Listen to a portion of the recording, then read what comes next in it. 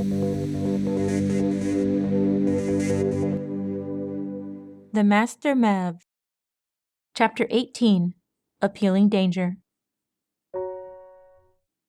Rainbow Dash and Scootaloo stood and faced each other in the CMC clubhouse. Why are you trying to stop me? Scootaloo asked with an annoyed glare. Because it's dangerous. Didn't you hear her? I'm not joking about the safety rules, Rainbow Dash said. I thought you loved danger, Scootaloo pointed out. You're a daredevil like me, or were. Not to mention, aren't you yourself like super dangerous just by existing now? You still let me hang out with you today, Master Rainbow Dash. Scootaloo immediately covered her mouth, sensing that perhaps she crossed the line in her desperate search to fire off with something, anything, to get back at her sister figure. The words cut Rainbow like a small knife, and tears welled in her magenta eyes. She sighed and wiped the tears away with one of her wings, otherwise undeterred, as she told Scootaloo, being a Master Mev has its own set of safety rules too, believe it or not. I know there are things I need to do to keep other ponies safe from me, and I do them. I don't want to see you get hurt by what lightning dust might have you do. I can't fly, Scootaloo suddenly admitted. It's about time you understood that about me, Rainbow Dash. The Pegasus filly wiped a tear of her own. I can't ever be a Wonderbolt like you, or one of the best flyers. I can't be the best of the best according to your standards. I look up to you, Rainbow, but that doesn't mean I want to be you. The washouts give me a chance to be something awesome. Don't you get that? Don't you want that for me too? Rainbow stared at the wooden floorboards thoughtfully. She glanced up and replied, You already are awesome, you know. I didn't know you couldn't fly. I know you've had doubts, but I thought you weren't sure. I'm past the age where I should be able to do it, Scootaloo explained. I have been for a while now. I accepted it some time ago. I need to find my own path, and it won't be the same as yours. Rainbow nodded and muttered, Of course. She looked over to Scootaloo and swallowed. If some pony found a cure, would you want it? I really don't think it's possible, or that I can wait my whole life to find out, Scootaloo said. Why? Can I tell you more about my being a Master Mev? Rainbow offered. Scootaloo nodded, not sure how that connected to this part of the conversation. They had moved on from her strange jab at that existence. I was granted this power by the land with a purpose. I'm supposed to maintain a reserve and manage magic. My pack helps me with my work. My title helps me think. It helps me and others communicate. All of these things together give me the power to do business with other magical creatures. Creatures includes ponies. Rainbow looked at Scootaloo. Ponies includes young Pegasi. Are you saying you could cure my flight disability? Scootaloo wondered, with hesitation and skepticism. No, Rainbow told her plainly. I am offering to investigate your disability to start you on a path that could lead to a cure.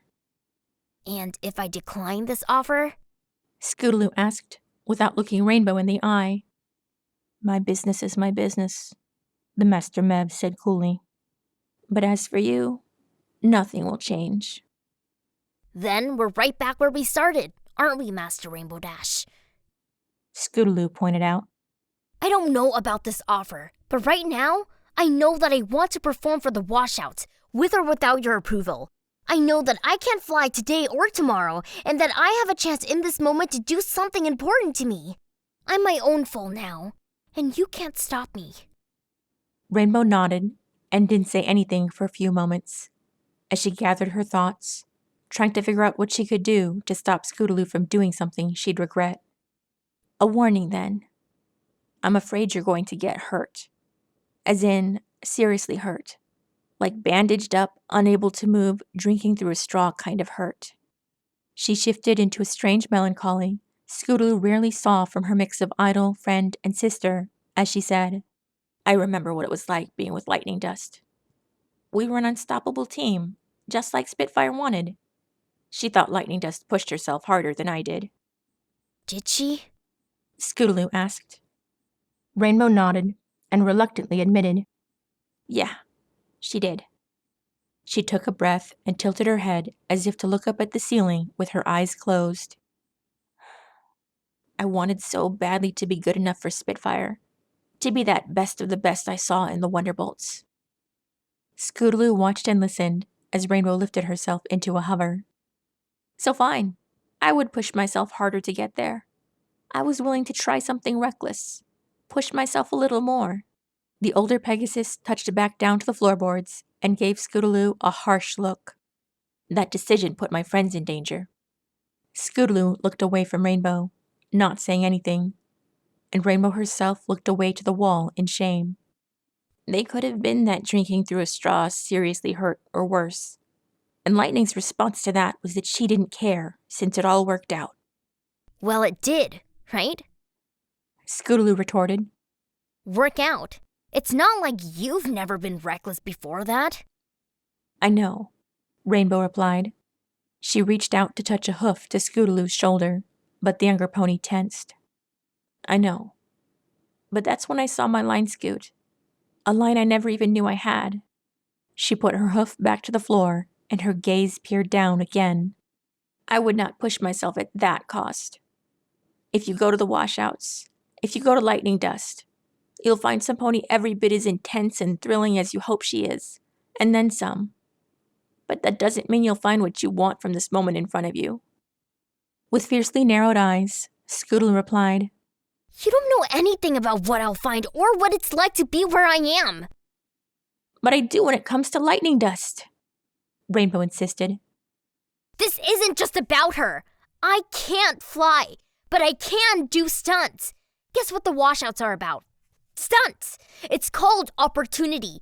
You don't know what it's like to not be able to fly like every other Pegasus you know, ever. Scootaloo pointed out.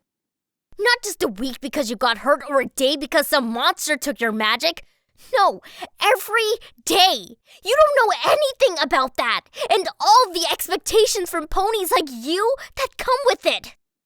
Hurt and guilty as charged, Rainbow studied the younger figure before her. You're right. I don't, she admitted and sighed. She walked out, hanging her head and drooping her ears, accepting the futility of her position. Soon after, she lifted off and flew away. Scootaloo glared bitterly at the door. She was determined to prove herself, prove her capability as an athlete, and prove that Rainbow Dash was wrong. The Sunday show for the washouts had another huge turnout. Rarity, Sweetie Belle, Applejack, and Apple Bloom clustered together on one of the bleachers. In the row below them sat Twilight Sparkle, Starlight Glimmer, and Pinkie Pie. Where are Rainbow Dash and Fluttershy? Apple Bloom asked the mares. You'd think Rainbow wouldn't want to miss Scootaloo's big show. Rainbow Dash isn't on the best terms with the leader of the washouts, Twilight explained to them. Oh my gosh, the drama! Pinkie Pie declared, singing out the last syllable. Rainbow told me and Penny last night that it's Lightning Dust, the very same pony who convinced her to start a tornado at Wonderbolt Academy. She's totally worried about Scootaloo. I'll bet she's just watching from the wings to make sure everything's okay. So Saturdays are your turn, Sweetie Belle asked with a sly smile. Wait, who's Penny? Yeah, how'd you know? And Penny's my super duper nice mirror pool copy that Rainbow drank Friday night, and I drank last night. Pinkie answered honestly. She added with a touch of pride. I can now summon her myself. Let's try to be a little more discreet about what we say on that sort of thing while we're out in public, Starlight suggested. With Rainbow not present, that put Primeva in charge of Team Awesome for the moment. Put it off until later if that's what it takes. Right. Sorry, Starlight. Pinkie smiled with closed eyes and bashfully rubbed the back of her mane. As for Fluttershy, Applejack changed the subject. She'd rather stay home on caretaking duty today. She can leave her patient. He's not so bad off, but I guess it's just enough that's where she wants to be now that she doesn't have to worry about work at the school. Who is this mysterious patient anyway? Apple Bloom asked. Both you and Rarity have gone to help her out last week. We'll tell you later, Rarity said with a wink as she looked at Starlight, who gave her an approving nod. The announcer came on to start the show, this time introducing Lightning Dust by name, as she flew in to land for her entrance. The washout's captain removed her helmet to talk to the crowd, describing the area and equipment already set up. In just a moment, the newest member of the washouts will be rocket sledding down that hill, up that ramp, and over all 22 wagons to land on the other side, in one piece. She scoffed and added, "Heh, if she's lucky." She quickly moved on. "Put your hooves together for half-pint dynamite." Rolling Thunder and Short Fuse held a trampoline for Scootaloo. Clad in washout's attire, she jumped through and into a flip before she landed with her hooves on the ground and to the sound of the cheering crowd. Lightning Dust soon joined her, so that Scootaloo could ride on her back. They flew to the hill for the anticipated stunt. Along the flight, Scootaloo lifted her visor from her helmet. Lightning dust? She went ahead with removing the helmet completely to talk more freely. I have to tell you, I actually started Equestria's first Washouts fan club, as far as I know. So this is a real honor, ma'am. Do we call you ma'am? With a smirk, Lightning replied, "You land this jump? You can call me whatever you want." They soon passed through a thin layer of cloud and landed on the hill where Scootaloo saw the considerably large rocket attached to her scooter that would propel her for the stunt. Her eyes widened in fear as she nervously began to state, Wow, that sure is... Sensing the young one's trepidation, Lightning finished, "Dangerous? Nah." Then she seemed to give it a dash of thought. "Well, maybe a little." Has any pony tested it before? Scootaloo asked, starting to worry. "Where's the fun in that?" Lightning Dust asked pointedly with a smile. Scootaloo clenched her teeth in a frightened frown and gulped, recalling Rainbow's words of warning about her ex-teammate. Lightning Dust grabbed more duct tape and attached a small rocket to the larger one. There's more? Scootaloo asked shrilly. At this point, the older pony became annoyed. "You're not thinking of backing out, are you?"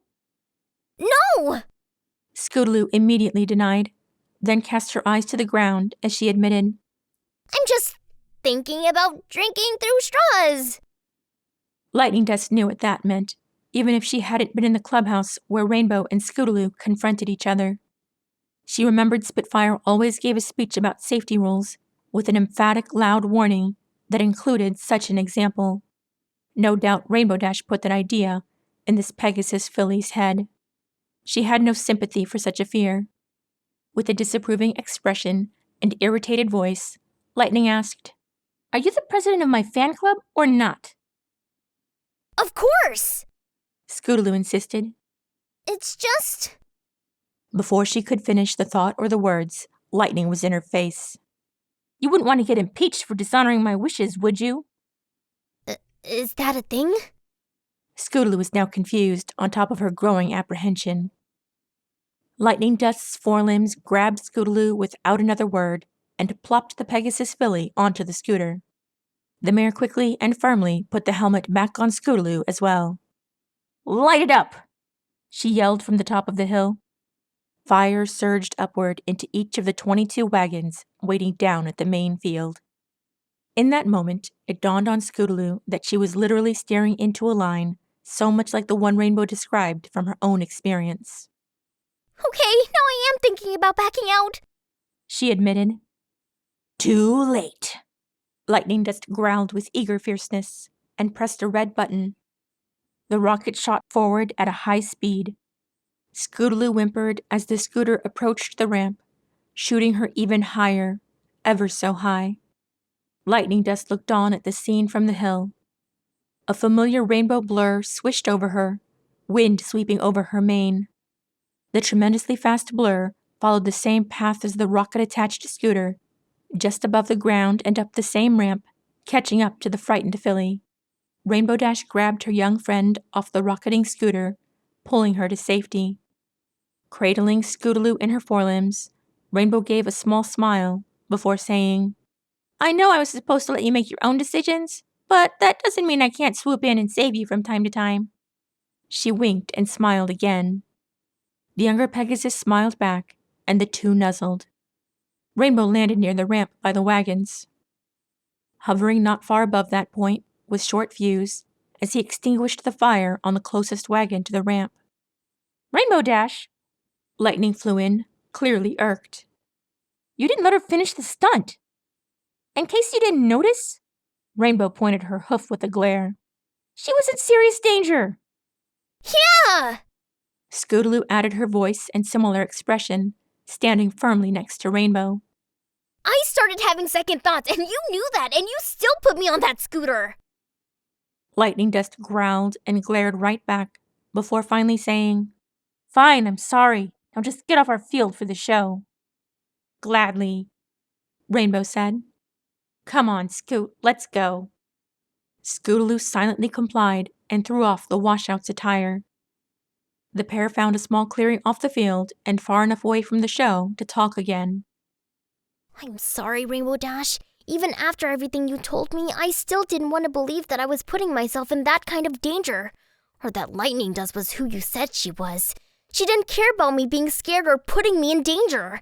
She only wanted a good show, even if it meant I got hurt. "I'm sorry too," Rainbow said, "for making you feel that you could never be what I consider the best of the best because of how much I focused on flying. It was totally not cool on my part. I'm lucky enough to have had you as a fan for so long, thinking I'm the coolest." Rainbow rubbed the top of Scootaloo's mane with her hoof. "I want to be worth it. I know to try for being a Master Mev. I should try for being a big sister too." Scootaloo smiled at the gesture, and the two ponies hugged. Still held in Rainbow's wing, Scootaloo looked up into her sister's eyes and began sincerely. Master Rainbow Dash, about your offer. Yes, please. I want to know more about why I can't fly and if there is a path to cure it. Rainbow blinked and became contemplative, before her expression softened into a caring smile. "Then I'll have Team Awesome get right on it," she said. She closed her eyes, allowing the irises to turn red and the sense of her Mev power to surface. This job would not be easy, maybe not even possible, but she still liked a good challenge.